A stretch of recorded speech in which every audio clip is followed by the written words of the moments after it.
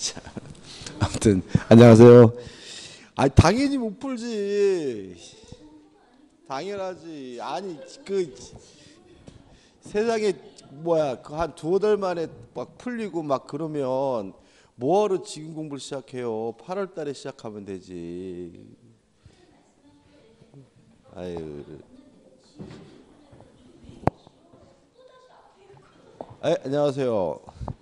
아이, 당연히 못 풀리는 게 당연한 거예요. 그러니까 예를 들어 가지고 영어 공부를 하는데 한 10개월로 해가지고 어떤 목표를 가지고 하는데 두 달 만에 문제가 술술 풀리면 잘못됐지. 그거는 그럼요. 참.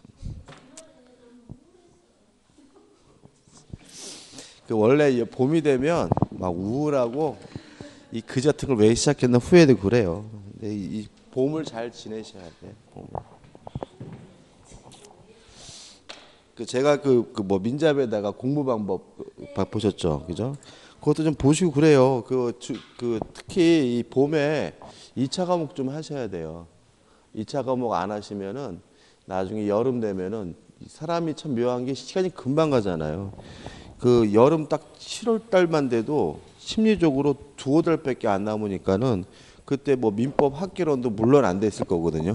물론 안 돼 있는데 2차 과목은 하나도 공부 안 했다 그래 버리면 그냥 아유 나 1차만 해 이래 버려 가지고 포기하거나 아니면 기간이 몇 년 걸리면 이것도 문제거든요. 그래서 여름에도 이 봄에 좀 2차 과목도 좀 하고 그러니까 어차피 민법 학개론은 시간이 필요해요. 그러니까 이거는 열심히 막 단기에 팍 투자한다 되는 과목이 아니고 옛날에 그런 거 있잖아요. 학창 시절에 영어 공부하는 거 있잖아요. 영어 공부. 영어 공부 어떻게 하셨어요? 꾸준히 하는 거잖아요. 예를 들어서 영어 공부를 하는데 뭐 내가 뭐 한 달을 그냥 팠다 그래서 영어 실력 파오르고 그런 거 아니거든요. 그러니까 이게 민법 학개론은 과목 특성이 꾸준히 해야 되는 거예요. 그러면서 나도 모르게 실력이 올라가는 거고요. 그리고 이제 2차 과목 그러니까 2차 과목 미리 하셔야 돼요. 그다음에 또 하나 특징이 뭐냐면 이 부동산학 개론하고 민법은 서로 상극이에요. 어떤 특징이냐면 학개론은 열심히 공부하면 민법을 다 까먹은 것 같고 민법을 열심히 공부하면 학개론을 다 까먹은 것 같고 막 이게 두 과목이 서로 뭐죠 이렇게 막 이렇게 밀어낸 듯한 이 성격이 아주 극단적으로 다른 과목이기 때문에 민법 학개론은 같이 꾸준히 하셔야 돼요. 그러니까 이걸 뭐 이번 주는 학개론만 다음 주는 민법 이래다가 큰일 나요. 이러면은 계속 뭐죠 도돌이표 되는 기분이 들기 때문에 민법 학개론 1차 과목은 매일매일 꾸준히 하시는 거예요. 그죠? 방법이 없습니다. 그리고 반드시 되고요. 이게 만약 예를 들어서 80점을 맞아야 된다 그런 시험이면 해도 안 되는 일이 발생할 수 있어요. 그죠? 근데 60점은 누구든지 다 넘을 수 있어요. 실제로 이 책이 이만큼 두껍잖아요. 막말로 말하면 이 책의 40%를 몰라도 되는 거잖아요. 그잖아요. 60점이라는 점수가. 그러니까 이게 이런 거예요. 지금은 그런 게 아니라 이게 우리가 항상 그 학창 시절에 이 상대평가 공부를 하셔가지고 남보다 어떻게 하든지 한 문제라도 더 맞는다 이런 의식이 강해가지고 자꾸 막 지엽적이고 어렵고 막 약점 극복 뭐하러 하는데 약점은 냅두세요. 어차피 몇 점 넘으면 되는 거예요? 60점 넘으면 되는 거잖아요. 그러니까 약점 극복을 하고 내가 모르는 거 안 되는 걸 되게 만들고 그러는 거는 막 이 상대평가 시험에서 남보다 어떻게 하든지 하나라도 더 맞아야 되는 그런 시험 방법인 거고 절대평가 시험 방법은 뭐냐면 그냥 내가 편한 거, 내가 좋아하는 거, 내가 이해하기 쉬운 거 그런 거 위주로 공부하는 거예요. 그래도 충분히 몇 점 맞을 수 있어요? 60점. 근데 자꾸 뭐 하냐면은 안 되는 걸 되게 하려고 하고 막 이러면서 막 그냥 시간 투자하니까 오히려 다 몰라. 그냥 오히려 내가 보기 편한 거. 나는 대리가 모르겠다. 아 그럼 하지 마 그냥 대리. 대리 뭐 두 문제 틀린다고 떨어지나요? 근데 문제는 뭐냐면 대리만 쭉 짜고 잡혀 있으니까 다른 거 안 해가지고 이제 전체가 깨지는 거잖아요. 그죠? 학기론도 마찬가지예요. 투자론 굉장히 어려워하시거든요. 근데 투자론 같은 것도 굉장히 중요해요. 왜냐하면 투자론이 돼야 뒤에 가서 감정평가가 되거든요. 근데 모르겠어. 하지마 그러면. 안 해도 60점 맞을 수 있어요. 근데 문제는 뭐냐면 이거를 한다고 다른 부분을 제대로 공부 안 하고 시간 투자를 안 해가지고 뭐죠? 안팎으로 틀려서 떨어지는 거거든요. 그러니까 다시 말하면 절대평가 시험은 약점을 극복하고 안 되는 걸 되게 만들고 남들 모르는 거 내가 맞히고 뭐 특이한 판례를 하고 이게 아니라 안정적으로 평균 몇 점이에요? 60점을 확보하는 거니까 내가 편하고 내가 좋아하는 거 위주로 공부하셔가지고 안정적인 점수를 확보하는 거예요. 실제로 60점이라는 과목은 이 책의 40%를 전혀 몰라도 뭐 할 수 있다는 얘기예요? 맞을 수 있다는 얘기인데 따지고 합격할 수 있다는 얘기죠. 그죠? 그래서 제일 그러니까 이런 거죠. 이런 거 있잖아요. 공부 잘한다고 사회생활 잘하는 거 아닌 것처럼 중개사 시험에 고득점 맞는다고 중개업 잘한다는 보장 없고요. 운전면허 시험에 100점 맞는다 그래서 운전 잘한다는 보장 없어요. 어차피 자격증 시험이라는 거는 그냥 알맞게 딱 공부하는 거예요. 그렇지 않습니까? 자격증 시험. 그래서 제일 행복한 분이 뭐예요? 60점 딱 맞고 합격하신 분. 제가 그 재작년인데 부산에서 강의를 했는데 그 여자분이신데 그 떨어졌대요. 떨어진 이유가 2차는 60점이 넘으셨는데 1차에서 한 문제가 부족하다는 거예요. 그래서 그런가 보다 했는데 이제 합격자 모임을 하거든요. 근데 제가 이제 그날 수업 있어가지고 10시 수업 끝나고 갔어요. 갔더니 이 아줌마가 계시더라고요. 그래서 막 날라다니신 거예요. 그래서 왜 그랬더니 그 학교라는 과목에서 한 문제가 구제가 돼가지고 딱 60점이어가지고 합격을 했다는 거야. 그러니까 이 아줌마 그날 그 자리에 있는 사람 중에서 가장 행복하신 거야. 그냥 막 노래 부르시고 그냥 막 뛰어다니시고 난리가 아니더라.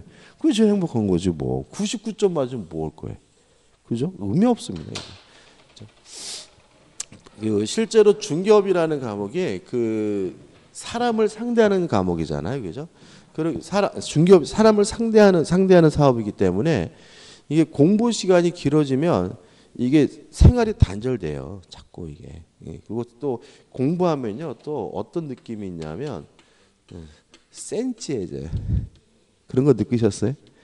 막 우울해지고 막 그 왜냐하면 이게 책을 이렇게 딱 보다가 갑자기 20년 전 일이 떠오르는 거야. 그때 내가 왜 그렇지? 그러면서 막 이러고 있고 막 이러면서 막 센치해지고 막 소극적이고 막 우울해지고 막 공부하면 그렇게 돼요. 근데 이게 막 2, 3년 돼 버리면요. 합격해도 그 자기 쪽을 써먹지를 못해. 이게 또 이런 거에 또 그래가지고 맨날 뭐 공부로 다녀 뭐 공연 중에서 따고 주택가에서 따고 못 따고 뭐 이러면서 그냥 세월 보내신 분도 많아요. 그러니까 이게 공부 이런 거는 딱 빨리 끝나는 게 가장 좋아요. 자, 오늘은 이제 우리가 이 책의 마지막 부분이죠, 그죠? 마지막 집합건물법하고 부동산 실권리자 명의 등에 관한 법률을 하고 끝나고 이제 어떻게 해요? 맨 앞으로 갑니다. 오늘 책 끝낸 날이니까 술 한잔 마셔야 되나? 자, 교재 몇 페이지를 표시냐면 622페이지예요. 622페이지 집합건물의 소유 및 관리에 관한 법률이고요. 문제는 딱 한 문제 나와요. 딱 한 문제 나오는데 양이 좀 많아요. 양이 많기 때문에 그러니까 양이 많은데 딱 한 문제 나온다는 건 어렵게 안 나와요. 기본적인 것만 내고요. 그 다음에 또 어떤 특징이 있냐면 약간 이 부분은 공법스러워요. 민법 같지 않고 공법스러운데 민법 교수님들이 보통 이제 문제를 출제하시는데 그분들은 이 법을 공부를 안 하세요. 평상시에. 그래서 잘 몰라요. 그래서 문제를 어렵게 내지는 않는다. 그죠? 좀 개념을 좀 잡아보죠. 자, 이런 문제입니다. 한 동에 건물이 있는데 이 한 동의 건물을 따로따로 구분해서 소유하고 있으면 그걸 우리가 뭐라 그러냐면 구분 소유권이라고 하고요. 구분 소유권의 객체가 되는 부분을 우리가 전유 부분이라고 합니다. 그러니까 결국 뭘 생각하시면 되죠? 아파트를 생각하시면 되고 전유 부분 그러면 우리가 아파트 분양받을 때 전용 면적 요걸 생각하시면 되는 거죠. 이러한 구분 소유권의 객체인 전유 부분이 되려면요. 두 가지 요건을 갖춰야 돼요. 구조상, 이용상, 독립성이 있고요. 그 다음에 다른 부분과 구분해서 소유하려는 구분 소유 의사 내지는 행위가 있어야 합니다. 주의하실 것은 요 두 가지를 갖추면 전유 부분이고 구분 소유권이 성립하고요. 두 가지를 갖추면 집합 건물이 되는 거예요. 다시 말하면 뭐는 필요가 없냐면 등기할 필요가 없고요. 등록할 필요가 없음을 주의하시기 바랍니다. 다시 말하면 구분 소유 행위까지만 있으면 뭐가 되는 거예요? 집합 건물이 되는 거고 등기부에 뭐 하지 않았더라도 등기하지 않았더라도 상관이 없어요. 건축물 대장에 등록하지 않았더라도 뭐 하잖아요? 상관이 없는 거예요. 자, 왜 그러냐면 이런 거죠. 자, 우리가 건물을 신축하는 것은 법률 행위에 의한 물권 변동이 아니기 때문에 등기하지 않아도 신축자가 소유권을 갖죠. 기둥과 외벽과 지붕이 만들어지는 순간 마찬가지예요. 집합 건물도 이 집합 건물이 신축이 됐을 때는 등기하지 않아도 뭘 가져야 돼요? 소유권, 구분 소유권을 가져야 되기 때문에 우리 판례는 두 가지 요건만 갖추면 아직 뭐 하지 않았더라도 등기하지 않았더라도 전유 부분이고 집합 건물이 성립된다는 게 판례 입장이고 시험에 잘 나와요. 어떻게 나오세요? 건축물 대장에 집합 건물로 등록이 돼야 비로소 집합 건물이 성립한다. 그런 뭐죠? X가 되는 거죠. 그 다음에 전유 부분을 제외한 나머지 부분을 우리가 뭐라 그러냐면 공용 부분이라고 해요. 요 공용 부분은 두 가지가 있습니다. 구조상 또는 법정 공용 부분이에요. 이건 무슨 말이냐면 구조적으로 명백히 공동으로 쓰는 부분. 예를 들어서 계단이다, 엘리베이터다, 뭐 복도다 이런 것들을 말하고요. 그 다음에 규약상 공용 부분이라는 게 있어요. 이건 뭐냐면 원래는 전유 부분인데 다시 말하면 구조상 이용상 독립성이 있는데 아파트 주민들의 규약이나 또는 공정증서로서 공용 부분으로 쓰기로 한 부분을 규약상 공용 부분이라고 하고요. 이건 뭘 생각하시면 되냐면 아파트 관리사무소나 노인정을 생각해 보시면 돼요. 우리가 아파트 관리사무소는 일반적으로 독립된 건물로 되어 있죠.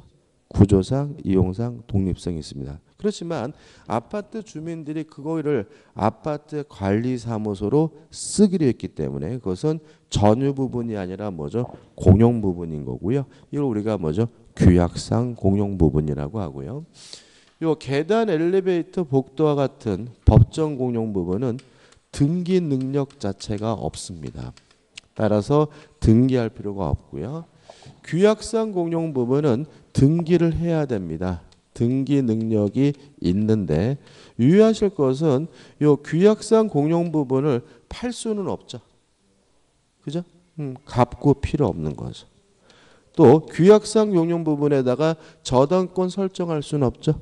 을구는 필요가 없는 거죠. 그래서 뭐만 비치하게 되냐면 표제부만을 비치하게 된다는 거 아마 공시법 시간에 배우셨을 것이라고 저는 굳게 믿습니다.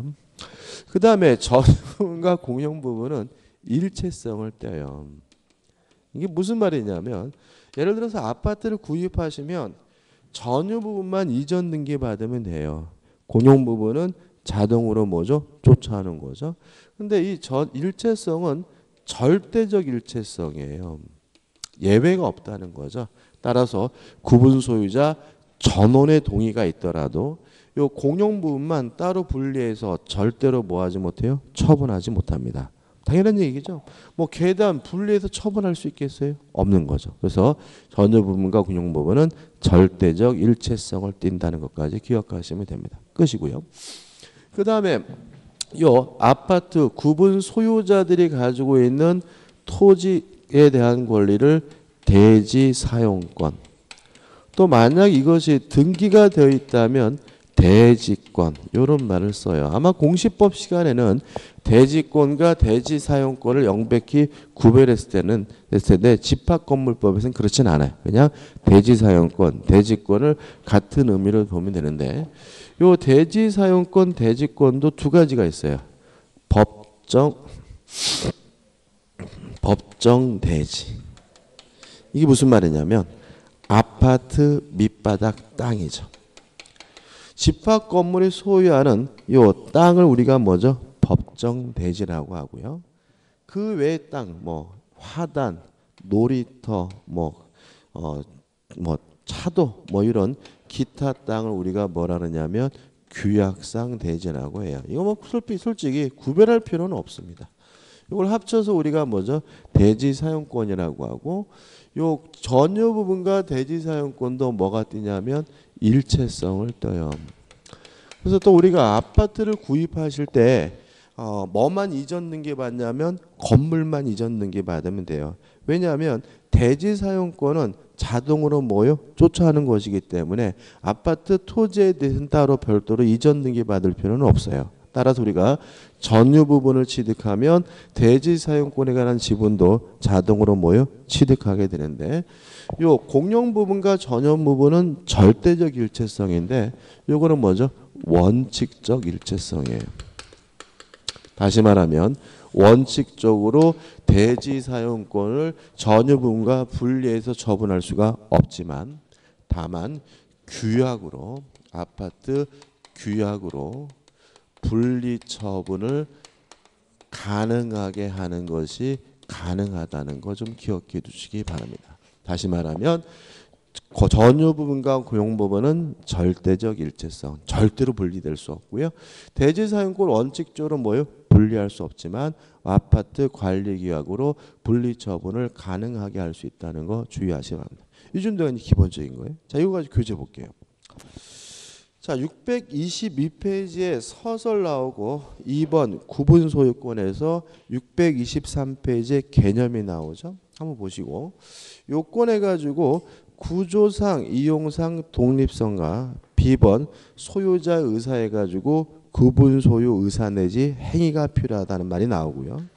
넘겨보시면 뭐가 나오냐면 판례가 나와요. 요 판례는 뭐냐면 요 얘기죠. 등록이 필요 없다. 다시 말하면 등기하지 않아도, 등록하지 않아도 두 가지 요건만 갖추면 뭐가 돼요? 전유 부분이 되고 집합 건물이 성립된다는 판례가 나옵니다. 그 다음에 공용 부분에서 구조상 공용 부분, 다른 말로는 뭐죠? 법정 공용 부분이라고 하고요. 개념은 구조적으로 명백히 공동으로 쓰는 부분을 말하고, 계단, 엘리베이터, 복도 같은 거 생각하시면 되고요. 그 다음 우측에다 규약상 공용 부분 나와 있고요. 그 다음에 2에서 일체성, 다시 말하면 절대적 일체성, 예외가 없다는 거 조심하시기 바랍니다. 그 다음에 건물의 대지에서 대지 사용권의 의의가 나오고, 하단에 보시면 일체성에서 해가지고 넘겨보시면 무슨 내용이 나옵니까? 전유 부분이 처분되면 대지 사용과 함께 쫓아오게 되는 것이 원칙이다. 예외가 있어요. 자, 626페이지 맨 위입니다. 그가 가지는 전유 부분과 분리하여 대지 사용권을 처분할 수 없다. 이게 일체성이잖아요. 다만 규약으로서 달리 정한 때는 그러하지 아니하니까 원칙적으로 일체성을 띠지만 규약으로 분리 처분을 뭐하게 할 수 있어요? 가능하게 할 수 있다는 거 주의하시기 바라고요. 그 다음에 분리 처분 금지는 그 취지를 등기하지 아니하면 선유로 물권을 취득한 제3자에게 대항하지 못한다고 나와있죠. 이게 무슨 말이냐면 규약에 특별히 분리 처분하지 못한다라고 규정을 하고 있다면 그 내용을 가지고 선의 제3자에 대항하려면 뭐가 필요하죠? 등기가 필요한 거죠. 그다음에 판례는 일단 의미 없고, 나번 전유 부분의 처분에 따르는 대지 사용권의 비율해 가지고 전유 면적 비율에 따릅니다. 다시 말하면 대지 사용권은 동등한 것이 아니라 전유 부분의 면적 비율에 따라서 그 지분이 결정이 되고요. 다번 상속인 부존재의 경우 지분 비율 기속의 불인정, 이런 말이 나와요. 자, 이게 무슨 말이 이런 얘기예요. 자, 기억나시나요? 예를 들어서 건물이 있는데 갑과 을과 병 세 사람이 공유인데, 요 을이 사망을 했는데 상속인이 없으면 을의 지분이 갑과 병에게 흡수가 되죠. 이걸 우리가 뭐죠? 공유 지분의 탄력성이라고 했죠. 또 처음 듣는다 표정을 짓고 계시죠. 을이 만약에 자신의 공유 지분을 포기하면 을이 가지고 있던 지분이 갑과 병에게 흡수가 돼요. 이걸 우리가 공유 지분의 탄력성이라고 하는데 이 민법 규정이 집합 건물에는 적용되지 않는다는 얘기예요. 자, 왜 그러냐면 한번 생각을 해보죠. 자, 집합 건물이 있는데 단순하게 해서 세 개만 있다고 할게요. 갑과 을과 병. 그러면 대지 사용권은 갑과 을과 병 세 사람이 뭐 하고 있냐면 공유를 하고 있는 거잖아요. 근데 만약에 을이 사망을 했는데 상속인이 없어요. 그러면 을이 가지고 있던 소유권은 전유 부분의 소유권은 누구 거가 되냐면 국가 거가 돼요. 왜냐하면 무주의 부동산은 선점할 수 없고 무주의 부동산은 누구 거죠? 국가 거니까요. 다시 말하면 을이 사망했는데 상속인이 없으면 을이 가지고 있던 소유권은 뭐죠? 무주물이니까 누구 거가 되죠? 국가 거가 되죠. 근데 만약에 을이 가지고 있는 대지에 관한 공유 지분이 갑과 병에게 흡수가 돼버리면 국가는 대지 사용권이 없는 아파트를 갖게 되는 거죠. 그러면 안 되겠죠. 따라서 민법 규정이 적용되지 않는다라는 규정을 두고 있는 거죠. 그래서 을이 가지고 있던 지분은 누구한테 가요? 국가로 갑니다. 다시 말하면 대지 사용권에 관한 공유 지분은 지분의 탄력성에 관한 민법 규정이 적용되지 않아요. 따라서 사망을 했는데 상속인이 없으면 다른 공유자에게 흡수가 되는 것이 아니라 누구가 돼요? 국가 소유가 된다는 거 주의하시면 되겠죠. 대표이제 풀어볼까요? 집합 건물의 공용 부분에 대한 설명으로 옳은 것은 1번 일부의 구분 소유자만의 공용에 제공되는 것임이 명백한 공유 부분일지라도 구분 소유자 전원의 공유에 속한다. X죠. 말 그대로 뭐죠? 일부의 구분 소유자만의 공용이면 그들의 공용인 겁니다. 2번 공용 부분에 관한 지분은 각자 가지는 전유 부분의 처분에 따른다. 그러나 규약으로 달리 정한 경우에는 분리 처분이 가능하다. X죠. 요 전유 부분과 공용 부분의 일체성은 뭐죠? 절대적 일체성이다. 규약으로 분리 처분하게 할 수가 없다는 거 주의하시기 바라고요. 3번 각 공유자는 공용 부분을 자기 필요에 따라 사용할 수 있다. X입니다. 공용 부분을 어떻게 사용해요? 용도에 쫓아 사용해야죠. 예를 들어서 계단이다. 그러면 계단의 용도가 뭐예요? 통로잖아요. 자기가 창고가 필요하다 그래서 계단을 뭐로 쓸 수는 없어요? 창고로 쓸 수는 없는 거죠. 따라서 필요에 따라 쓰는 것이 아니라 뭐죠? 용도에 따라 사용해야 되니까 3번은 뭐죠? X죠. 4번 공용 부분은 계량을 위한 것으로서 과다한 비용이 드는 것이 아닐 때는 통상의 집회 결의를 결정할 수 있다. 맞는 지문이고 좀 이따가 볼 거예요. 그 다음에 5번 공유자가 공용 부분에 관한 다른 공유자에 대해 가지는 채권은 그의 특별 승계에 대하여 행사할 수 없다. X. 행사할 수 있고요. 이것도 좀 이따 볼 겁니다. 그 다음 우측에 보시면 구분 소유자의 권리와 의무에서 1번 전유 부분에 대한 권리 의무 상식적인 얘기입니다. 한번 읽어보시고 2번 공용 부분에 대한 권리 의무에서 1번 공용 부분의 기속 구분 소유자의 공유다. 그 다음에 넘겨보시면 공유자의 사용권 어떻게 사용하느냐? 필요에 따라 사용하는 것이 아니라 용도에 따라 사용한다. 3번 공유자의 지분권은 전유 부분의 면적의 비율에 따라서 부담하고요. 4번 공용 부분의 관리 및 부담 수익해서 가번 나부는 상식적인 내용이고 중요한 것이 뭐죠? 5번 공용 부분에 관하여 발생한 채권의 효력입니다.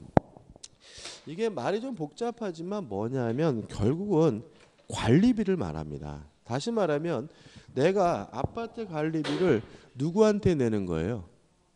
관리사무소에 내는 게 아닙니다. 다른 구분 소유자에게 내는 거죠. 그렇지 않습니까? 그죠? 다른 집주인한테 내는 거예요. 그죠? 따라서 다른 구분 소유자에 가지는 채권이라는 말은 결국 뭐예요? 아파트 관리비를 말하는데 문제는 관리비를 연체하고 있어요. 연체 관리비가 첫째 특별 승계인 매수인이나 경락인에게 승계가 되느냐. 다시 말하면 아파트를 샀는데 그 아파트의 전 주인이 관리비를 연체하고 있었어요. 이것을 새로 산 사람이 승계되느냐. 이 문제에 대해서 우리 집합건물법은 공용 부분에 관한 연체관리비는 승계가 되지만 전유 부분에 대한 연체관리비는 승계가 안 된다라고 규정을 두고 있습니다. 따라서 예를 들어서 아파트 관리비를 전 소유자가 50만 원 안 냈어요. 근데 보니까 개인 수도세, 개인 전기세 이런 건 낼 필요가 없는 거죠. 근데 공용 수도세, 공용 전기세 이런 것들은 어떻게 해요? 내줘야 한다 이런 얘기고요. 이게 문제가 되는 것은 뭐냐면 경락인이에요. 이게 어떤 문제냐면 아파트를 경매받으실 때 조심하셔야 되는데 자기 집이 경매가 될 정도면 관리비 제대로 못 내요. 그렇지 않습니까? 지금 이 사람은 빚을 못 갚아가지고 아파트가 뭐 될 상황이에요? 경매될 상황인데 아파트 관리비나 제대로 내겠습니까? 팔레 따라서는 1,700만 원 그렇게까지 된 것도 봤어요. 그러니까 이게 아싸 싸게 샀다고 들어갔다가 이 관리비 때문에 뭐죠? 혹 붙이는 경우가 발생할 수가 있거든요. 뭐 몇 년 동안 못 내는 분도 계신단 말이죠. 솔직히 단전단수 함부로 못 해요. 그렇지 않습니까? 그죠? 그래서 이게 경매 받을 때 조심하셔야 돼요. 그래서 실제로 만약에 여러분은 나중에 경매 참여하시고 아파트가 마음에 드시면 그 인터넷 사이트만 믿고 경매 받으시면 안 돼요. 반드시 관리사무소에 가가지고 그 아파트 그 주인이 관리비를 얼마나 연체하고 있는지를 확인하셔야 돼. 무슨 말 아시겠어요? 그죠? 그럼 가서 물어보면 가르쳐 줄까요? 가르쳐 줍니다. 왜냐하면 어차피 돈 받아야 되니까 자기들은. 그죠? 가르쳐 주는데 거기서 뭐라 그러냐면 아줌마가 이것을 경락 받으시면 공용 부분뿐만 아니라 전유 부분까지 다 내야 됩니다. 왜 그러는데 물어보면 반드시 뭐라 그러냐면 아파트 관리 규약에 전유 부분에 대한 연체 관리비도 승계된다라고 규정을 두고 있다라고 하는 거죠. 그래서 아파트 관리 규약에 전유 부분에 대한 연체 관리비도 승계된다라고 규정이 되어 있으니까 이거 경락 받으시면 다 내셔야 됩니다라고 100% 얘기해요. 요 문제들 우리 판례는 요 관리 규약 자체가 무효라는 것이 우리 판례 입장입니다. 따라서 아무리 아파트 관리 규약에 전유 부분의 연체 관리비도 승계된다라고 규정되어 있더라도 그 아파트를 어서 오십시오. 경락받은 사람은 매수인은 뭐만 내면 돼요? 공용 부분에 대한 연체 관리비만 내면 된다는 것이 우리 판례 입장이라는 거 꼭 기억해 두셔야 되고요. 그 다음에 세 번째로 연체료는 승계되지 않는다. 왜냐하면 경락받은 사람이 매수인 연체한 거는 아니잖아요. 따라서 결국은 요 공용 부분에 대한 연체 관리비가 승계되는데 뭐만 승계되는 거예요? 원금만 승계되는 거고요. 거기에 붙어 있는 뭐까지는요? 연체료까지는 승계되지 않는다는 것이 우리 판례 입장이니까 꼭 기억해 두시기 바랍니다. 시험에 은근히 잘 나와요. 그 다음에 우측에 보시면 공용 부분의 변경에서 나와 있죠. 이것도 시험에 잘 나옵니다. 공용 부분을 변경하려고 해요. 그러면 첫째 원칙 구분 소유자의 4분의 3 이상의 찬성이 필요합니다. 다시 말하면 공용 부분을 변경하려면 뭐가 필요하죠? 구분 소유자 4분의 3 이상의 찬성이 필요해요. 다만 예외적으로 아까 지문에 나왔었죠. 과반수의 찬성, 통상의 집회 결의로서 공용 부분을 변경할 수 있는 경우가 있는데 두 가지를 기억해 두시는데요. 첫째, 이러한 변경 행위가 계량 행위이고요. 거기다가 과다한 비용이 들지 않는 경우라면 4분의 3이 아니라 과반수의 찬성만으로도 공용 부분을 변경할 수가 있고요. 그 다음에 두 번째, 요 집합 건물이 콘도 및 휴양시설인 경우입니다. 이건 어떤 문제냐면은 우리가 콘도 같은 경우에는 누구 거예요? 회원들 거거든요. 그죠? 근데 문제는 콘도 회원들이 모여가지고 4분의 3 이상의 찬성으로 공용보를 변경한다? 불가능하죠. 뭐 연락도 잘 안 되고 모이라고 모이겠습니까? 안 모인단 말이죠. 그죠? 그래서 이것도 개정을 통해 가지고 집합 건물이 만약에 콘도 및 휴양실이 있으면 4분의 3이 아니라 뭐죠? 과반수의 찬성만으로도 공용보를 변경할 수 있다고 하고 있습니다. 그 다음에 의무 위반자에 대한 조치 이렇게 나와 있죠. 1번 공동의 이익에 반한 행위의 정지입니다. 좀 한번 생각해 보자고요. 자, 예를 들어 가지고 101호 사는 아줌마가 뭘 잘못 처먹었는지 베란다라는 테라스라는 베란다를 뭐죠? 철거하려고 해요. 근데 문제는 요 101호의 베란다를 철거하면 아파트 전체가 구조적으로 위험해요. 그러면 이러한 철거 행위는 공동의 이익에 반한 행위니까 하면 안 되겠죠? 그러면 다른 구분 소유자가 1번 행위에 뭘 청구할 수 있냐면 정지를 청구할 수가 있습니다. 근데 여기서 좀 조심할 게 있어요. 그 1. 공동의 이익에 반하는 행위의 정지 청구해가지고 밑에 청구권자 이렇게 나와 있잖아요. 청구권자에다가 메모 좀 하나 하자고요.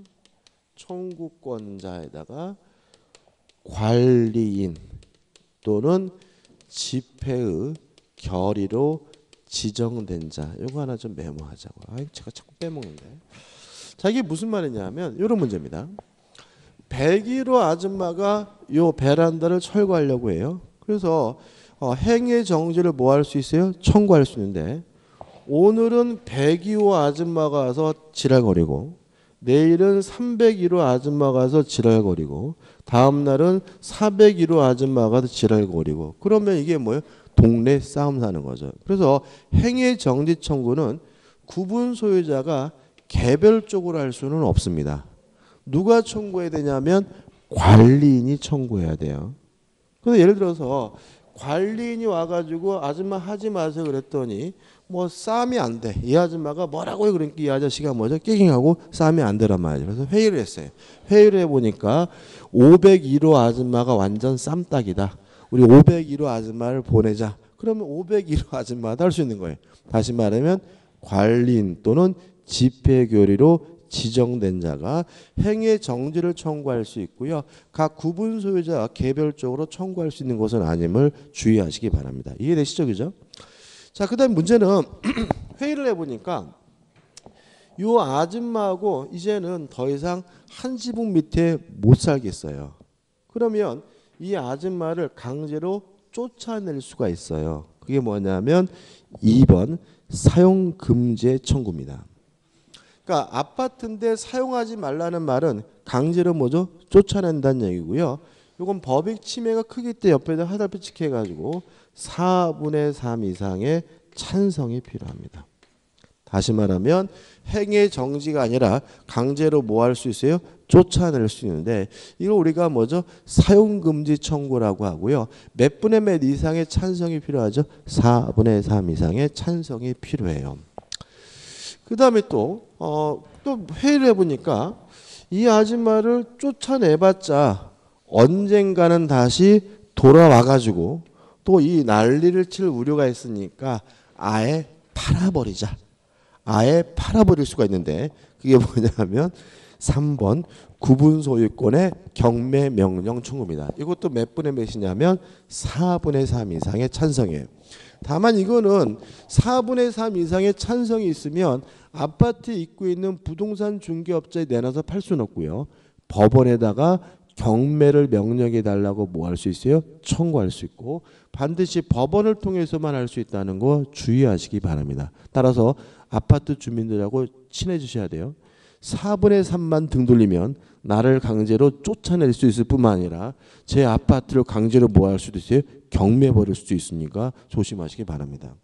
그 다음 넘겨버리시면 점유자에 대한 인도 청구가 나오는데 집합건물법에서 점유자는 누구를 말하냐면 세입자를 말합니다. 뭐 임차인, 전세권자 이런 세입자를 뭉뚱그려서 점유자라고 하고 있거든요.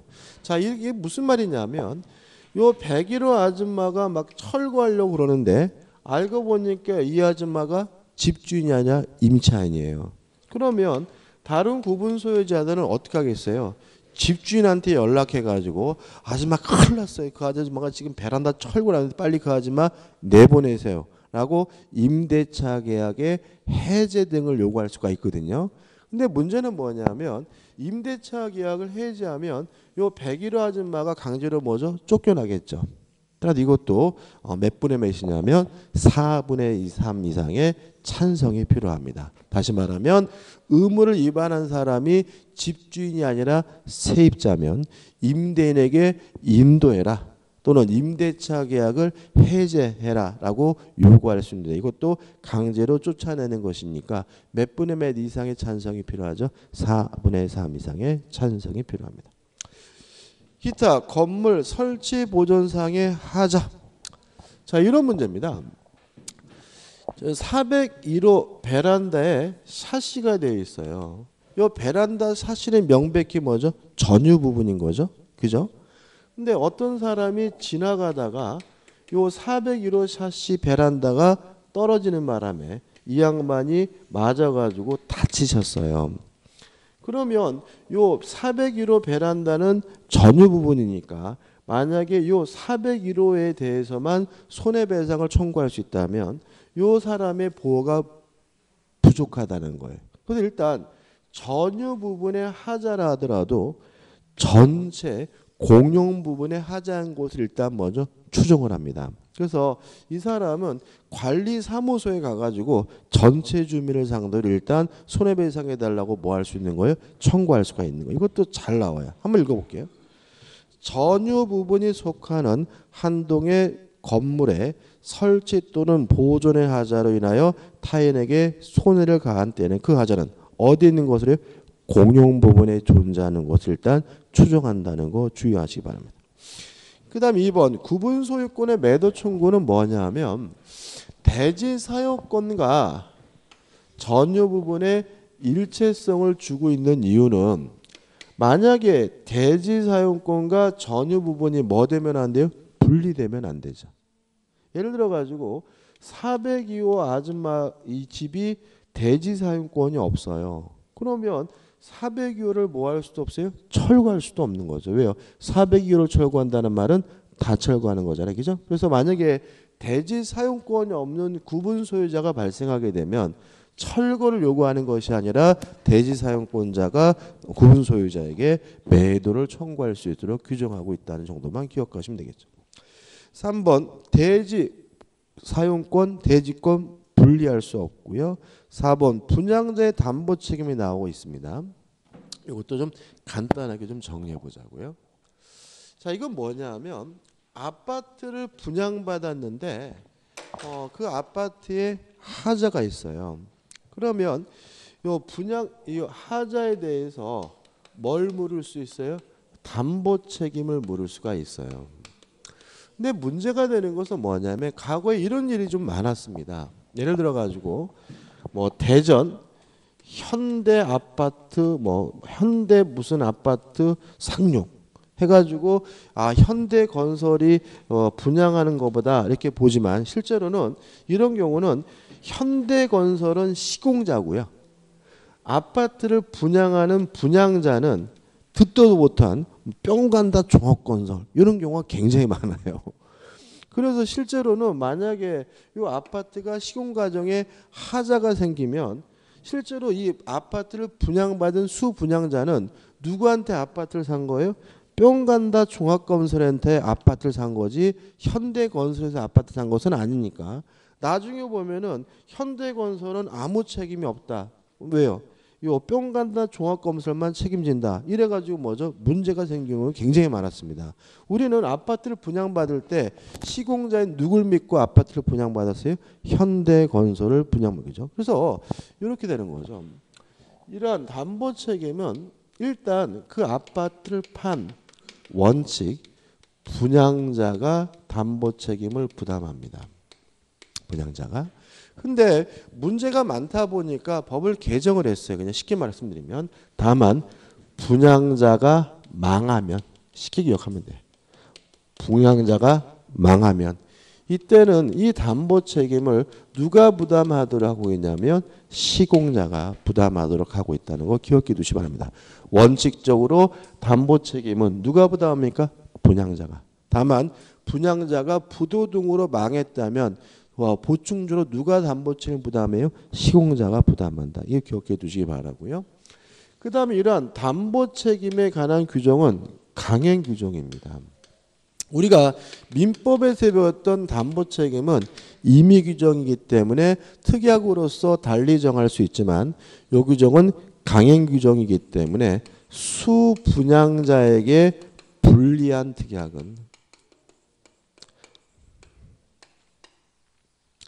특약은 무효라는 것, 무효로 하고 있다는 것도 기억해 두시기 바라고요. 그 다음에 우측에 보시면 존속기간이 나오는데 10년짜리도 있고 5년짜리도 있어요. 그냥 한 가지만 기억하시면 돼요. 존속기간은 몇 년이냐면 10년이다. 근데 문제가 좀 있어요. 자, 우리가 민법에서 담보 책임하면서 이렇게 했거든요.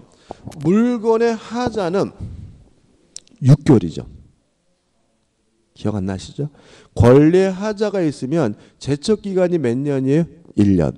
물건에 하자가 있으면 제척기간이 몇 개월이에요? 6개월이에요. 근데 아파트 같은 경우에는 하자가 있다는 이유로 6개월 동안만 담보책임 물을 수 있으면 말도 안 되는 거잖아요. 그죠? 이사 와가지고 눈만 깜빡하면 6개월 그냥 지나가잖아요. 그래서 6개월이 아니라 몇 년이에요? 10년인 거예요. 10년인데 주의하실 것은 10년의 기산점입니다. 시작점이 달라요. 여기서 가끔 시험이 나오는데 만약에 이 하자가 있는 부분이 전유 부분이라면 10년을 언제부터 시작하냐면 인도받은 때부터 시작을 해요. 그래서 이사 온 때부터 몇 년 동안요? 10년 동안 담보 책임 물을 수가 있고요.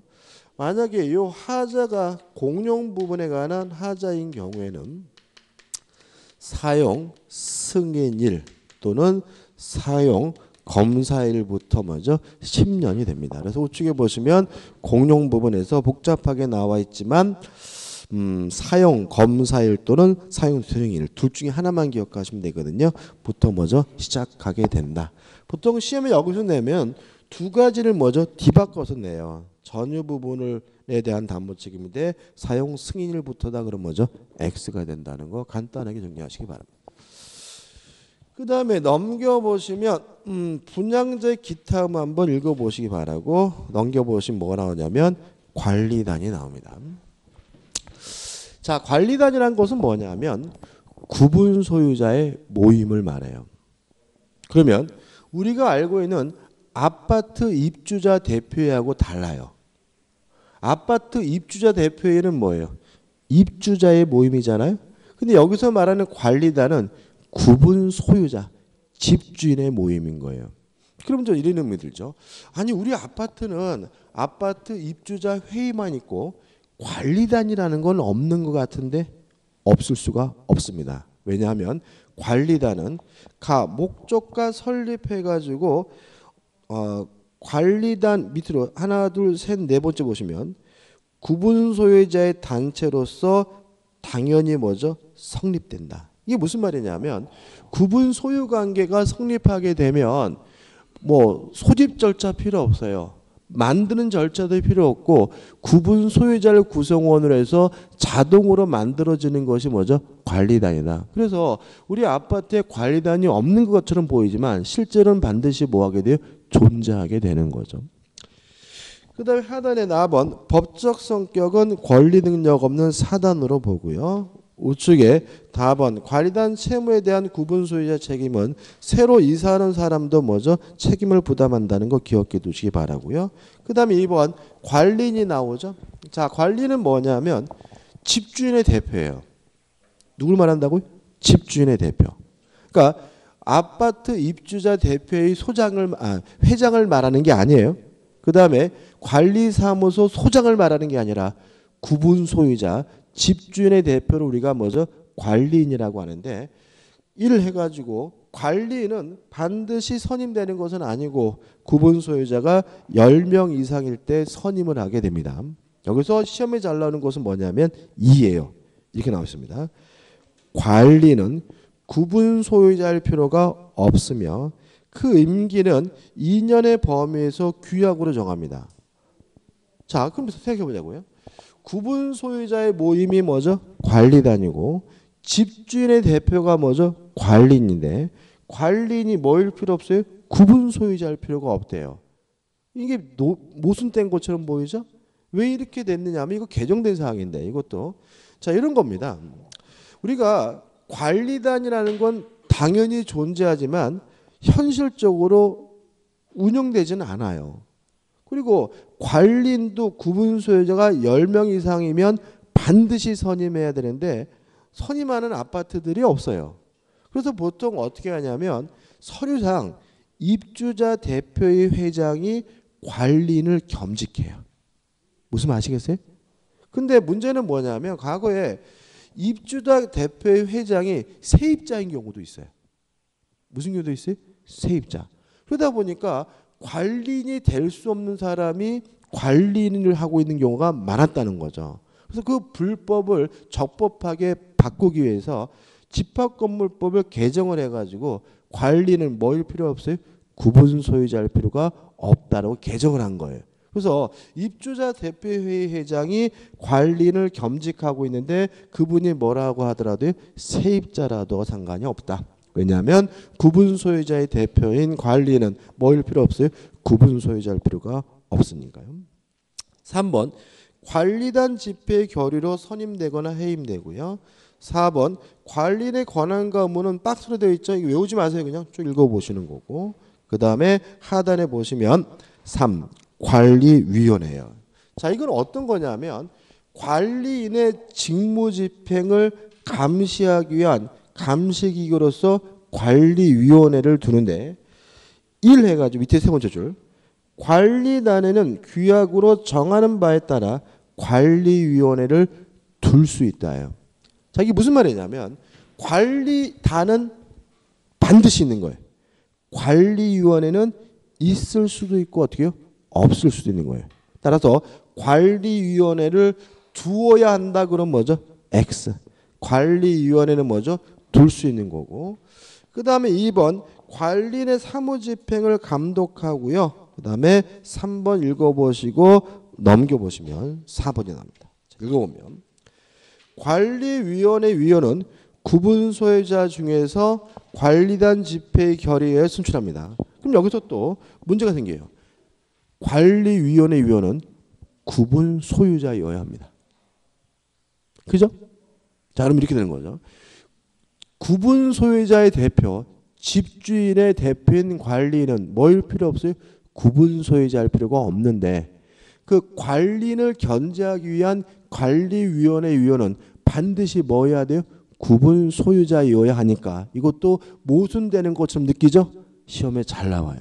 그래서 관리는 구분 소유자일 필요가 없지만 관리위원회 위원은 뭐 해야 돼요? 구분 소유자여야 합니다. 그 다음에 규약 및 집회에 대해서 1. 규약 하나만 기억하시면 됩니다. 아파트 관리 규약은 구분 소유자의 4분의 3 이상의 찬성으로 설정할 수도 있고 변경할 수도 있고 폐지할 수 있습니다. 다시 말하면 규약을 처음에 만들 때도 뭐죠? 4분의 3. 규약을 변경할 때도 뭐죠? 4분의 3. 규약을 폐지할 때도 몇 분의 몇이요? 4분의 3 이상의 찬성이 필요하다. 그것만 기억하시면 되고 그 다음에 하단에 2번 집회. 관리단 집회는 쉽게 말하면 집주인의 모임을 말합니다. 뭘 말해요? 집주인의 모임. 자, 집주인의 모임, 관리단 집회는 나번해가지고 집회 종료해가지고 정기 관리단 집회는 1년에 한 번씩 해요. 회계 연도 종료 후 3개월 이내에 반드시 소집해야 되고요. 또 필요하다고 인정될 때 소집하는 것이 뭐죠? 임시관리단 집회인데 임시관리단 집회는 원칙적으로 관리인이 소집합니다. 다만 구분 소유자 5분의 1 이상의 찬성으로 임시단 관리단 집회를 뭐 할 수 있어요? 소집을 요구할 수가 있습니다. 다시 말하면 정기관리단 집회는 1년에 한 번씩 회계연도 종료 후 3개월 이내에 반드시 뭘 해야 돼요? 소집을 해야 되고요. 임시관리단 집회는 필요하다면 관리인이 소집하거나 구분 소유자 5분의 1 이상의 찬성으로 뭐 할 수 있어요? 소집할 수가 있고요. 우측에 보시면 집회 소집 통지해 가지고 집회를 소집하려면 일주일 전까지 회의의 목적사항을 명시해서 반드시 뭐죠? 통지해 줘야 되는데 그 다음에 중요한 것은 뭐죠? 동그라미 2번이에요. 자, 이런 문제입니다. 자, 예를 들어서 302호가요. A, B, C 세 사람의 공유예요. 이 아파트는. 근데 문제는 얘네 세 명이 다 참석을 하게 되면 얘나만 표가 세 표가 되죠. 부당하잖아요. 그래서 이렇게 구분 소유자가 여러 명일 경우, 구분 소유자가 공유일 경우에는 다 참석할 수는 없고요. 누가 의결권을 행사할 건지를 A, B, C가 정해야 돼요. 그래서 만약에 A, B, C가 A가 참석하겠다라고 정했다면 A만 참석해서 A만 뭘 행사할 수 있어요? 의결권 행사할 수가 있기 때문에 소집 통지를 누구한테 하면 되냐면 A에게만 하면 돼요. 근데 문제는 만약에 A, B, C가 누가 집회 참석해서 의결권 행사할지를 정하지 않고 있다면 소집 통지는 누구한테 하면 되냐면 A, B, C 세 사람 중 아무나 한 사람에게만 하면 돼요. 따라서 전원에게 하는 건 없어요. 다시 말하면 구분 소유자가 여러 명일 경우에는 의결권을 행사하기로 지정된 자에게만 소집 통지하고요. 만약에 의결권을 행사하기로 한 사람이 없다면 아무나 한 사람에게만 소집 통지하면 되니까 만약에 A, B, C 전원에게 소집 통지해야 된다 그럼 뭐가 돼요? X가 된다는 거 조심하시기 바랍니다. 그 다음에 4번 결의사항 소집 통지된 사항에 대해서만 결의할 수 있고요. 마번 의결권은 동등하지 않습니다. 전유 부분의 면적의 비율에 따라서 의결권이 결정이 되고요. 그 다음에 바번 의결의 방법 해가지고 서면으로도 할 수 있고요. 대리인으로도 할 수가 있어요. 여기서 좀 생각해 볼 게 있어요. 우리 아파트는 관리된 집회를 안 하는데 그죠? 집주인들 모여 보신 적 있으세요? 안 모이잖아요. 그죠? 그죠? 그러니까 우리가 이 관리단이라는 기관이 힘을 발휘할 때는 재건축할 때는 실제로는 세입자, 거주자가 중요한 게 아니라 누구예요? 집주인이 중요한 거죠. 근데 평상시에는 이 관리단이 있다지만 활동을 안 해요. 근데 지금 뭐라 그랬어요? 정기관리단 집회 1년에 한 번씩 하라 그랬잖아요. 근데 하는 아파트가 없단 말이에요. 그래서 뭐예요? 이것도 개정을 한 거예요. 꼭 집회를 소집해야 되는 거는 아니고요. 그냥 서면으로 가정통신문으로 대체할 수가 있어요. 하단에 보시면 몇 분의 몇 이상의 찬성이냐면 5분의 4 이상의 찬성이에요. 다시 말하면 집회를 소집하지 않고 이 관리단 집회를 서면으로 뭐 할 수 있어요? 대체할 수 있다. 몇 분의 이상의 찬성이 있으면요. 5분의 4 이상의 찬성이 있습니다. 그래서 보통 아파트들은 관리사무소에다가 가라로 서면 하나 붙여놓고 그냥 끝내고 있는 경향입니다. 그죠? 그 다음에 넘겨보시면 점유자의 의결 진술권이 나와 있죠. 자, 관리단 집회는 구분 소유자의 모임이기 때문에 세입자는 참석할 수가 없습니다. 그 다음 예외적으로 세입자가 의결권을 행사할 수 있는 경우도 있어요. 이건 나중에 말씀드릴 거고 일단 오늘은 다만 자신의 이해관계에 있는 사항에 대해서 뭐예요? 출석하여 의견을 진술할 수가 있습니다. 그게 뭐죠? 동그라미 1번이에요. 그 다음 이제 2번입니다. 자, 문제가 생겼어요. 뭐가 생겼냐면 이런 문제입니다. 자, 지금 우리가 어떻게 하고 있냐면 입주자 대표회장이 뭐예요? 관리인을 겸직한다 그랬잖아요. 그죠? 근데 입주자 대표회의 회장은 어떻게 뽑아요? 입주민들의 투표로 뽑죠. 저희 아파트 같은 경우 입구에다가 이렇게 놓고 사인해 주세요 가지고 이렇게 하잖아요. 그죠? 근데 입주민들은 누구도 포함해요? 세입자도 포함해요. 근데 관리인을 선임하려면 구분 소유자, 집주인의 과반수의 찬성이 필요하거든요. 근데 투표하는 사람들이 뭐다 보니까요. 세입자들도 투표하다 보니까 구분 소유자의 과반수를 넘지 못하는 경우가 대단히 많아요. 그래서 이것도 뭐죠? 개정을 한 거예요. 이번은 무슨 말이냐면 만약에 그 집회가 관리인을 선임하고 해임하는 집회라면 누가 의결권 행사하냐면 세입자가 행사합니다. 다시 말하면 구분 소유자 의결권을 누가 행사한다고요? 세입자가 행사한다라고 규정을 둠으로써 세입자가 한 의결도 뭐요? 유효한 의결로 뭐죠? 하도록 하고 있다는 거 주의하시기 바랍니다. 그죠? 정리해 볼게요. 자, 점유자, 세입자는 관리단 집회에 참석해서 의결권 행사할 수가 없고요. 다만 의견만 뭐 할 수 있어요? 진술할 수가 있는데 그 관리단 집회가 만약에 관리인의 선임 및 해임을 위한 집회라면 구분 소유자 의결권을 누가 대신 행사할 수 있어요? 세입자가 대신 행사하게 된다는 것까지 기억해 두시기 바랍니다. 대표이제 답만 볼게요. 틀린 것을 찾는데 4번을 보시면 건물의 시공자가 전유 부분에 대하여 구분 소유자에게 지는 담보 책임의 존속 기간은 자 전유 부분에 대한 담보 책임은 어디 있나요? 언제부터 시작합니까? 인도시부터 시작하니까 사용 승인일부터 기산한다 X죠. 사용 승인일부터 기산하는 것은 뭐죠? 공용 부분에 대한 담보 책임입니다. 기산점이죠. 그 다음 우측에 보시면 뭐가 나오냐면 재건축이 나옵니다. 일단 간단히 정리해 볼게요.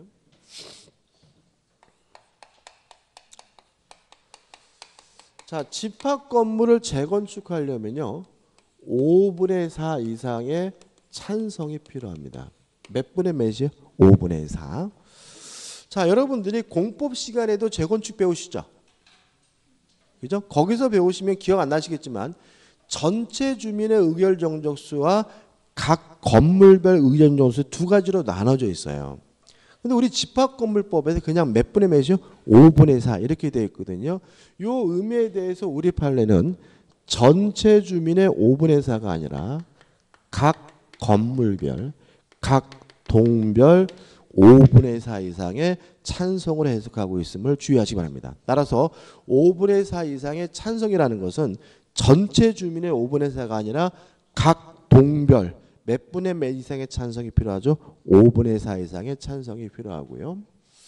그 다음에 그러면 5분의 4 이상의 찬성이 있으면 재건축할 수 있다는 말은 5분의 1 미만이 반대하고 있더라도 뭐 할 수 있다는 얘기죠? 재건축할 수 있다는 얘기거든요. 그러면 이 반대자에게는 어떻게 처리하느냐? 이 찬성하는 사람은 반대자에게 참여 여부를 서면으로 check하게 됩니다.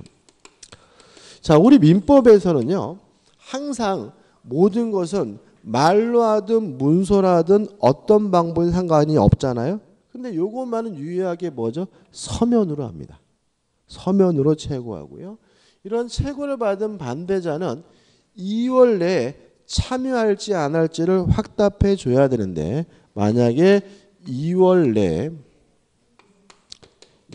내에 참여 여부를 확답을 해주지 않는다면 이때는 참여를 거부한 것으로 확정이 됩니다. 2월 내에 결정해 주지 않으면 뭐로 확정이 되죠? 참여를 거부한 것으로 확정이 되고요. 이러한 최고 절차를 거쳐서 참여를 거부한 사람이 확정이 되면 이때는 시가로 매도를 청구하고요. 이러한 시가로 매도를 청구해서 재건축을 시작하게 되는데 이 시가도 처음이자 마지막이에요. 보통 우리가 뭐 지상물 매수 청구권, 뭐 부속물 매수 청구 이런 것들은 시가가 아니라 상당한 가액입니다. 그동안 말씀 안 드렸지만. 근데 반대자에 대한 채권은 뭐예요? 시가로 매도 청구하고요. 우리 판례는 시가를 계산할 때는 개발 이익을 포함해서 계산해야 시가라는 것이 우리 판례 입장입니다. 뭐가 포함돼요? 개발이익이. 이런 얘기죠. 예를 들어 가지고 제가 살면서 돈을 이렇게 사람이 그렇잖아요. 돈을 벌 수 있는 기회가 몇 번 있다라잖아요. 그죠? 제가 그 90년대 중반에 아파트를 사야 되겠다라는 계시 같은 느낌을 받아서 아파트를 사려고 잠실에를 갔어요. 잠실에 있는 주공 아파트를 갔는데 요 잠실에 있는 주공 아파트 그때 당시에 얼마였냐면 3억 정도 했어요. 3억. 놀랬어요. 너무 비싸다 그죠? 왜 비싸냐? 왜냐하면 요 주공 아파트는 뭐죠? 저층 아파트고 보일러가 연탄 보일러였어요. 근데 이게 뭐죠? 3억이라는 거예요. 그래서 미쳤다 그랬더니 개발업자가 뭐라 그러냐면은 이게 3억인 이유는 요거 재개발 될 거고 재개발되면은 몇 평을 이 아파트는 받게 되는데 그 아파트 가격이 3억이니까 3억입니다. 다시 말하면 이 3억이라는 금액은 뭐가 포함되어 있는 금액이에요? 개발이익이 포함되어 있는 거죠. 그래서 시가로 배상할 때는 그냥 주변 시세를 배상하는 것이 아니라 그것이 재개발됐을 때 재건축됐을 때 받을 수 있는 개발이익까지 포함시켜야 뭐죠? 시가라는 게 우리 판례 입장에 기억해 두시고요. 그래서 이런 깜놀랐어요. 그래서 제가 고민하다가 중동 신도시 있잖아요. 그죠? 그쪽에 갔더니 아파트를 분양하는데 1억 정도 하더라고요. 1억 정도. 그때 27평짜리였던 것 같은데 1억 정도. 그래가지고 요거 살까 하다가 요거를 샀어요. 요거를 샀어요. 요새 요거 17억 뭐 20억 에휴. 17억 막 20억 요래요 요새. 그래가지고 그때 그거를 샀어야 되는데 막 아유 샀으면 인생 끝인데 여기까지만 기억하시면 됩니다. 그죠? 끝이. 그 다음에 넘겨보시면 마지막에 이제 뭐가 나오냐면 복구가 나와요. 그죠? 639페이지에. 자, 일부가 멸실돼서 멸실된 부분을 복구하려고 해요. 1번.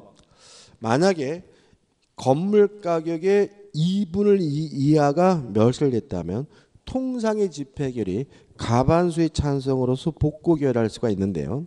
만약 2번 건물 가격의 2분의 1을 초과하는 부분이 멸실되는데 불구하고 복구 결의할 때는 5분의 4 이상의 찬성이 필요하다. 이해되시나요? 그러니까 이게 뭐냐면 건물이 일부가 무너졌는데 건물 가격의 2분의 1을 넘게 무너졌어요. 그러면 차라리 때려 부시고 다시 짓는 게 나을 수도 있거든요.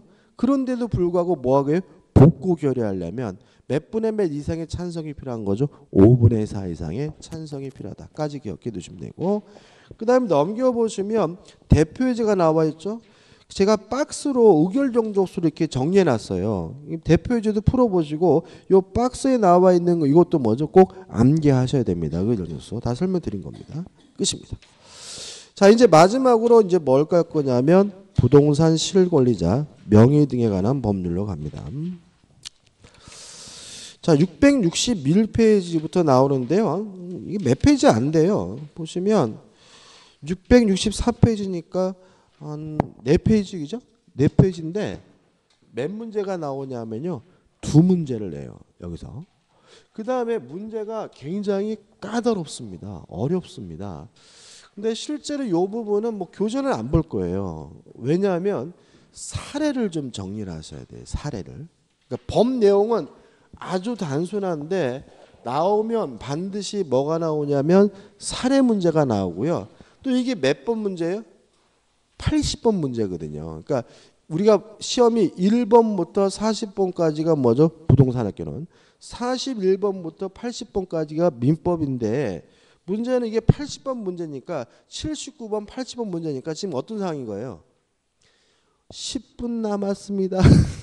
감독관이 5분 남았습니다. 답안이 이런 순간이거든요. 그러니까 이 수험생분들이 막 안 그래도 마음이 뭐예요? 막 뭐죠? 심장이 막 쿵덕쿵덕 거리고 있는데 뭐가 나와요? 갑이 나오고 을이 나오고 막 병이 나오고 정이 나오고 막 이러니까 문제 풀지도 못하고 틀려요.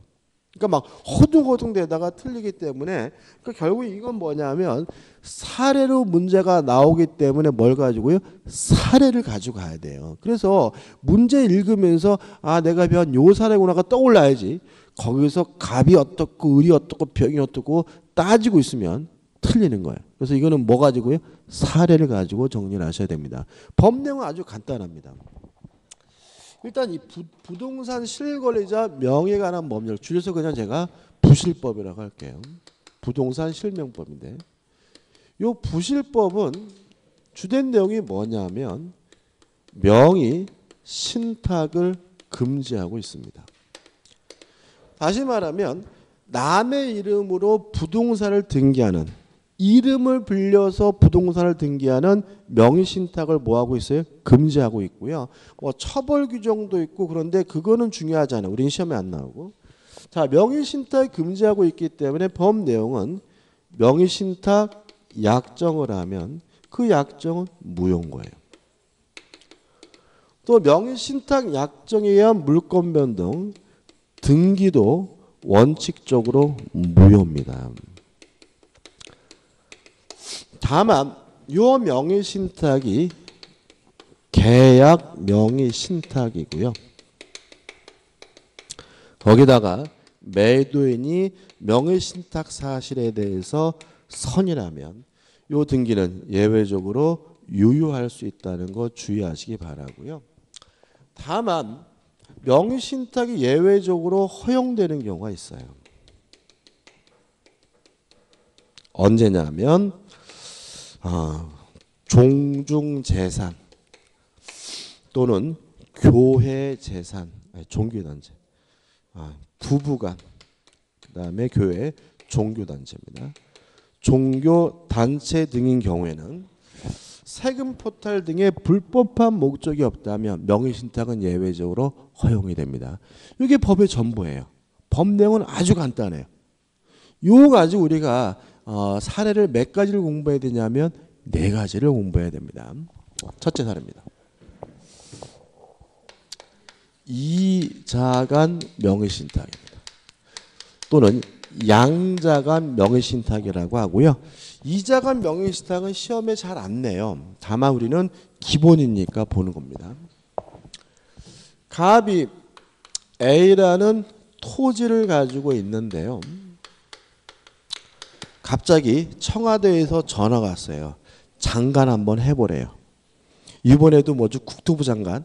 그 인간 뭐죠?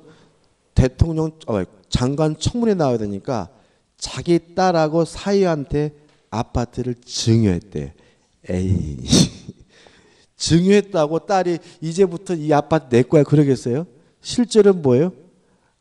아버지한테 이름 빌려줬다 생각하겠죠. 그런 거 솔직히 명의신탁입니다. 제가 봤을 때는. 근데 그런 거를 단속해야 될 국토부 장관이 그런 행위를 하는 사람이 장관이 되면 어디 그걸 뭐 단속을 할 거예요. 아파트 투기를 억제해야 될 장관이 국토부 장관이 지가 뭐죠? 아파트 투기하다가 실컷하다 왔는데 무슨 투기를 잡겠어요, 그죠? 아무튼 그런 거 보면은 꼴보기 싫어 죽겠어 아주 그냥.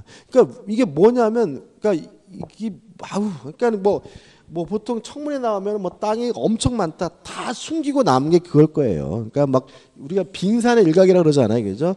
빙산이 위에는 요만게 보이지만 밑에는 뭐죠? 어마어마하게 있는 것처럼 청문회 나와서 밝혀지는 건 뭐예요? 요만큼은 실제로는 뭐죠? 다 명의신탁에 숨겨놓고 나오는 거겠죠, 그죠? 근데 뭐죠? 지 딸한테 증여라니까 너무 표관하게, 그죠? 표관하게 했는데 그것도 뭐 위험해 넘어가는 분위기더라고요. 마음에 안 들어 아무튼. 이번에 누구죠? 그 법무부 차관 그 출국하려고 하다가 김학의요? 이름도 크지 않네. 얘 범죄 내용 보면 엽기적이죠, 그죠? 내용 보면은 거의 그 포르노 야동에서 봤던 거를 실행한 이 미친놈이더라고, 이놈이 거의 뭐 그죠?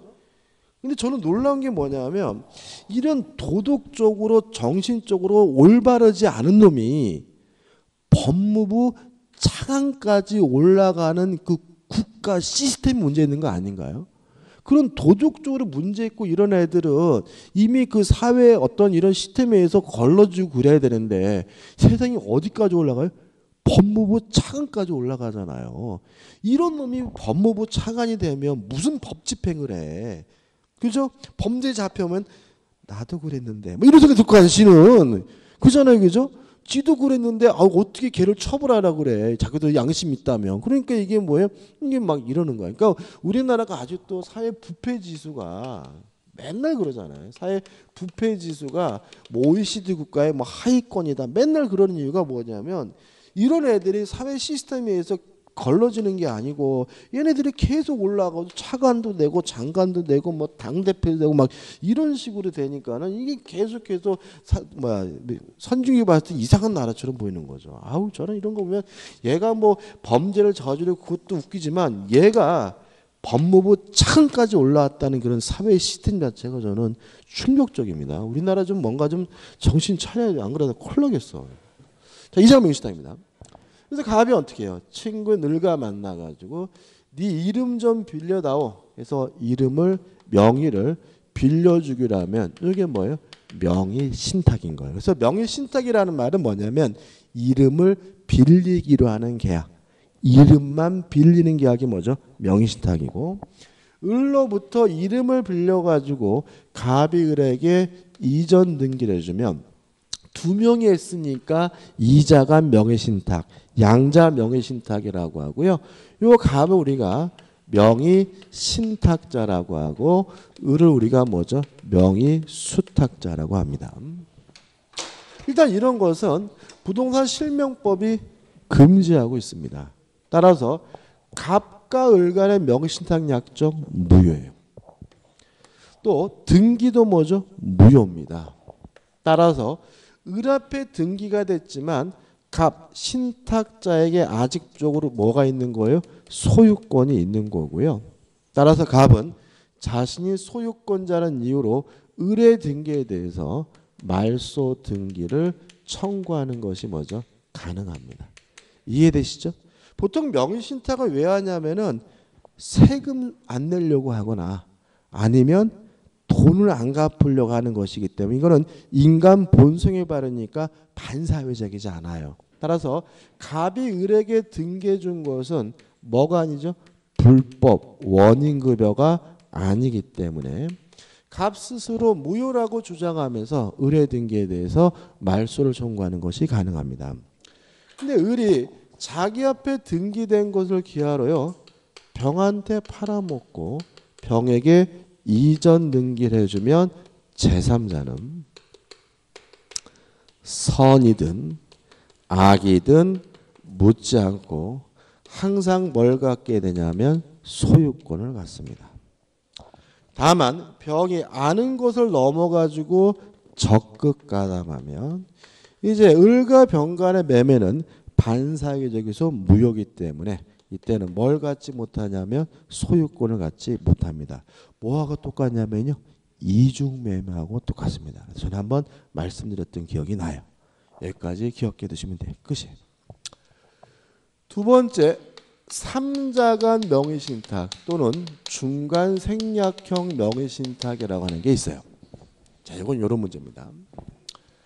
갑이 병과 만나가지고 병소유 A 토지에 대해서 매매 계약을 했어요. 병이 뭐죠? 매도 있는 거죠. 근데 갑자기 청와대에서 전화 왔어요. 장관하래요. 그래서 자기 앞으로 등기해 놓을 수가 없어서 친구인 을을 만나서 친구야, 네 이름 좀 빌리자. 명의신탁 약정을 하고요. 매도인에서 명의수탁자를 직접 등기가 이루어졌다면 이걸 우리가 뭐죠? 삼자간 명의신탁이라고 합니다. 다른 말로는 갑을 거치지 않고 직접 을로 등기가 됐기 때문에 중간 생략형 명의신탁이라고도 해요. 물론 갑과 을 간의 명의신탁 약정 무효입니다. 또 을 앞에 이루어진 등기도 뭐죠? 무효입니다. 따라서 매도인에게 아직 뭐가 있는 거예요? 소유권이 있습니다. 이해되시죠? 따라서 병은 자신이 소유권자란 이유로 의뢰 등기에 대해서 말소 등기를 해달라고 뭐 할 수 있어요? 청구하는 것이 가능합니다. 여기서 중요한 것은 뭐냐면 요 갑이죠. 일단 갑이 명의 신탁자가 을에게 직접 이전 등기해달라고 청구할 수는 없어요. 왜냐하면 갑과 을의 약정이 뭐죠? 무효니까요. 그러면 갑은 소유권을 취득할 방법이 없느냐? 이 문제에 대해서 여기서 유일하게 유효한 게 있는데 요 갑과 병 간의 매매 계약은 무효가 아니라 뭐예요? 유효한 거예요. 따라서 갑은 병에게 이전 등기해 달라고 요구할 수 있는 뭐는 있냐면 채권은 있는 상태이기 때문에 갑이 을에게 직접 이전 등기해 달라고 청구할 수는 없지만 병을 대위해서 병의 소유권을 대해서 의뢰 등기를 말소시킨 후 이전 등기 받으면 뭘 할 수 있어요? 소유권을 취득할 수 있다는 것이 우리 판례 입장입니다. 끝이. 물론 을이 자기 앞에 등기된 곳을 기하로 제3자에게 팔아먹으면 제3자는 선악불문하고 소유권을 취득하고요. 적극 가담하면 소유권을 취득하지 못한다는 것은 같습니다. 세 번째, 계약 명의신탁입니다.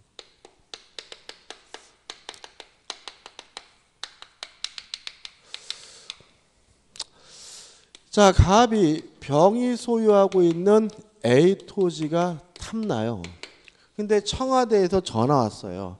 근데 장관도 해야 되겠고 땅도 사야 되겠는데 직접 나서기가 어려워서 친구인 을과 만나가지고 친구야 네 이름 좀 빌리자 명의신탁 약정을 하면서 내가 돈을 줄 테니까 네가 직접 사라 라고 을에게 위임을 해가지고요. 명의수탁자인 을이 직접 나서가지고 병과 매매 계약을 하고 병으로부터 이전 등기를 받았다면 명의수탁자가 뭐까지 하고 있어요? 계약까지 하고 있으니까 이걸 우리가 뭐죠? 계약 명의신탁이라고 합니다. 원칙적으로 갑과 을 간의 명의신탁 약정은 변함없이 무효예요. 이 등기도 뭐죠? 무효인 것이 원칙입니다. 다만 계약 명의신탁이고 매도인이 선이라면 등기가 뭐예요? 유효하거든요. 따라서 만약에 매도인인 병이 갑과 을 간의 명의신탁 사실에 대해서 선이라면 등기가 무효가 아니라 뭐죠? 유효하기 때문에 명의수탁자인 을은 소유권을 확정적으로 취득하게 됨을 주의하시기 바랍니다. 뭘 취득합니까? 소유권을. 따라서 결과적으로 을이 소유권을 취득했기 때문에요. 갑은 을에게 소유권 자체를 이전해달라고 요구할 수는 없어요. 누구 거예요? 을 거니까. 다만 위임을 하면서 준 그 매매 대금에 대해서만 부당이득으로서 반환을 청구할 수 있다는 것이 우리 판례 입장입니다. 다시 한번요. 계약 명의신탁의 경우 매도인이 선이면 등기가 뭐예요? 유효하기 때문에 명의수탁자가 확정적으로 뭘 갖게 돼요? 소유권을 갖게 되므로 갑은 을에게 소유권을 넘겨달라고 요구할 수는 없고요. 다만 준 돈, 내 돈 내놔라 대금에 대해서만 반환을 받을 수 있다는 것이 판례 입장입니다. 세 가지를 했는데요. 여기서 이제 키가 되는 게 있어요. 여기까지 보면 이제 표정이 좀 어두워지시게 되는데 이 세 가지가 소유자가 다 달라요. 자, 이자가 명의신탁은 누가 소유자예요? 신탁자가 소유자죠. 3자가 명의신탁은 누가 소유자예요? 매도인이 소유자죠. 계약 명의신탁은 누가 소유자예요? 수탁자가 소유죠. 그죠? 그럼 결국 키가 뭐예요? 왜 이 사람이 소유자인지에 대해서 곱씹어 보시면 돼요. 아, 이래서 얘가 소유자구나. 아, 이래서 이놈이 소유자구나. 아, 이래서 이 사람이 소유자라거나 캐치하는 순간 명의신탁 문제는 뭐죠? 끝나게 되는 거니까 그것만 곱씹어 생각해 보시면 돼요. 일단요. 그 다음 마지막으로 네 번째 유효한 명의신탁.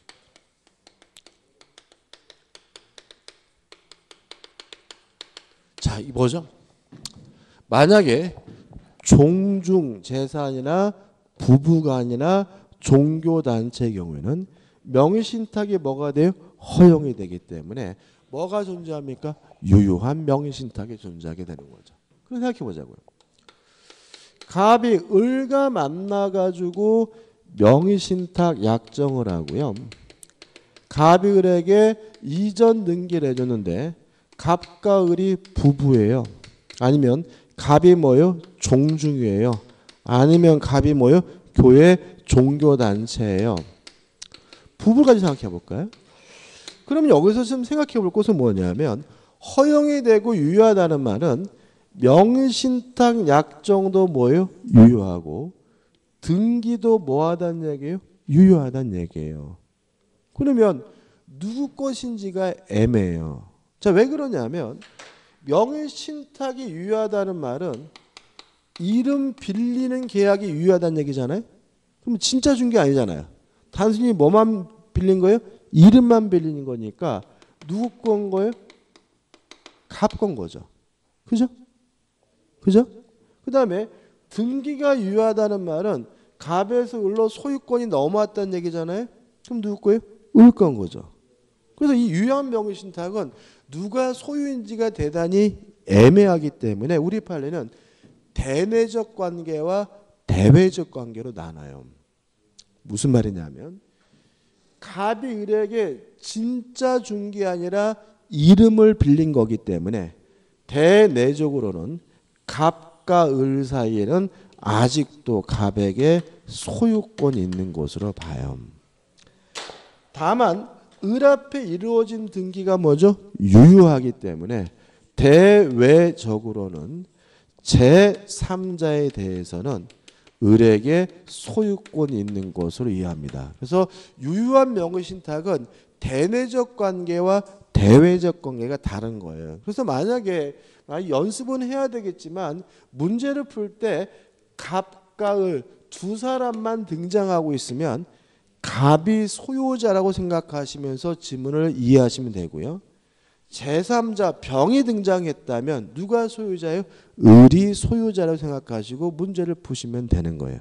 그래서 유효한 명의신탁은 내부적으로 누구 거예요? 신탁자 거고 대외적으로 뭐죠? 수탁자 거라는 걸 일단 기억해 두시면 되겠죠. 그래서 요 네 가지 사례를 이해하시면 부동산 실명법이 끝나게 됩니다. 여기까지고요. 그래서 이제 책은 다 끝난 거고요. 좀 쉬었다가 맨 앞으로 돌아가서 다시 시작하도록 하겠습니다.